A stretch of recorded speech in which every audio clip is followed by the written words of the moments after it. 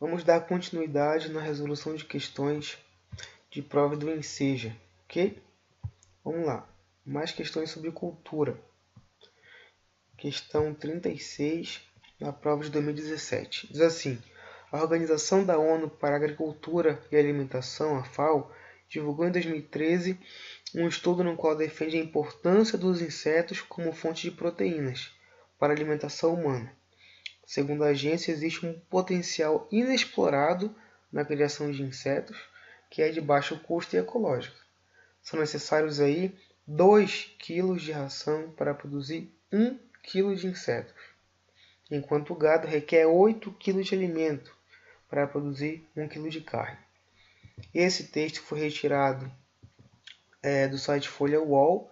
É interessante você ir nesse endereço, começar a ler reportagens e notícias, que pode acontecer que parte de textos podem vir aqui como texto base para questões, certo? Então olha só, no Brasil a proposta apresentada no texto tem como obstáculo A.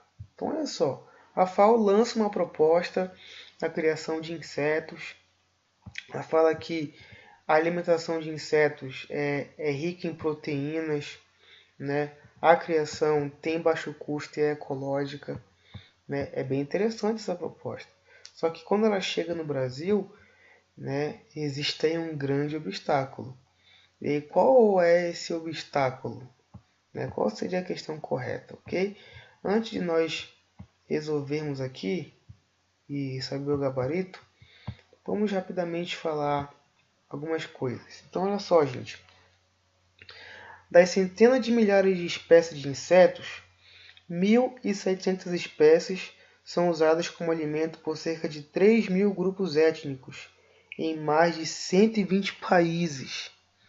Então, a FAO lá, né, que eu tenho aqui na questão, a FAO, ela calcula que 2 bilhões de pessoas no mundo comem insetos.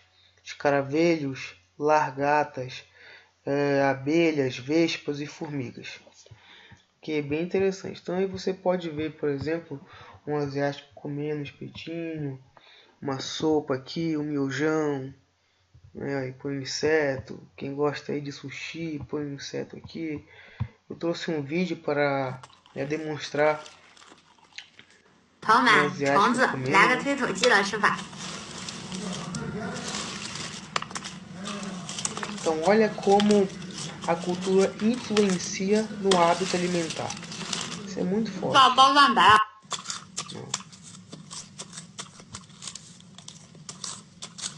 这肉很多，很有嚼劲。 Ok, gente? Então olha só, aqui no Brasil, tem algumas regiões de Minas Gerais, Amazonas e em todo o Nordeste que usa uma formiga, né? A famosa tanajuda ou iças. Usa ela lá, faz uma farofa, põe lá a formiga e come bem de boa. Tranquilo? Mas olha só, gente. Os membros do clã do ferro pertencente à tribo Yorubá, no estado nigeriano de Kawara, a maioria reverencia Ogum, que é o deus do ferro. E aí os praticantes afirmam que Ogum não aceita animais ou outras criaturas que não têm sangue. Olha que interessante. Então os filhos e os demais parentes não podem tocar ou comer grilos de uma espécie específica. Então existe aqui a cultura influenciando no hábito alimentar. Mais um exemplo, os aborígenes da tribo Anunta da Austrália Central, eles possuem 6 grupos associados com totens de insetos. E aí eles não podem comer esses insetos de nenhuma forma, ok? Porque se eles comerem esses insetos, é como se eles estivessem comendo seus próprios ancestrais. Então é um ato de desrespeito, né? Com exceção do chefe da tribo ou do chefe de cada grupo, né? Ninguém pode comer os insetos que representam, né, os totens de cada clã, ok? Os indianos, por exemplo, ó, que tem uma foto bem interessante que retrata muito bem uma cultura. Eles estão aqui reverenciando, né, a um animal sagrado. Esse animal sagrado aqui, a vaca, não pode ser utilizado como alimento. Os judeus também, eles não comem carne suína, né, porque consideram o porco como um animal impuro. Então existe um entrave, um obstáculo cultural aí na alimentação de determinados animais. Ok, gente? Então olha só, a escolha alimentar ela pode ser determinada por fatores biológicos, fisiológicos, mas a parte cultural ela influencia significativamente. Então, o sentido simbólico do alimento ele é partilhado socialmente. O que nós entendemos por alimento bom, gostoso, o que você considera um alimento nojento, ou impuro, ou coisa suja, tem a ver muito com os modelos alimentares que foram acumulados aí de geração em geração. Então, gente, o modo de preparo, os ingredientes, os tipos de prato, os rituais de consumo, aquilo que é permitido e aquilo que é proibido comer, depende muito da cultura. E isso, segundo a sociologia, ocorre devido ao processo de socialização. Então é a cultura, gente, que determina o que deve e o que não deve ser comido. E olha que interessante, quando você tem um olhar, né, superior, quando você acha nojento o que o outro faz, ou errado, né, gente, isso é etnocentrismo. Quando você tenta compreender a cultura do outro a partir de seus valores pessoais, isso é etnocentrismo.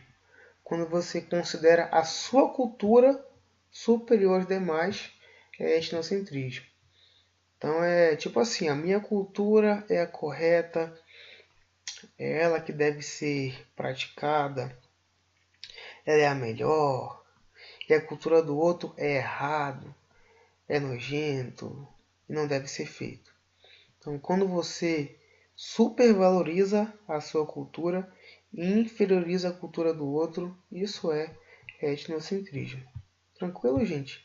Então, o principal entrave, o principal obstáculo dessa proposta da FAO para o Brasil, com certeza seria a difícil modificação dos hábitos.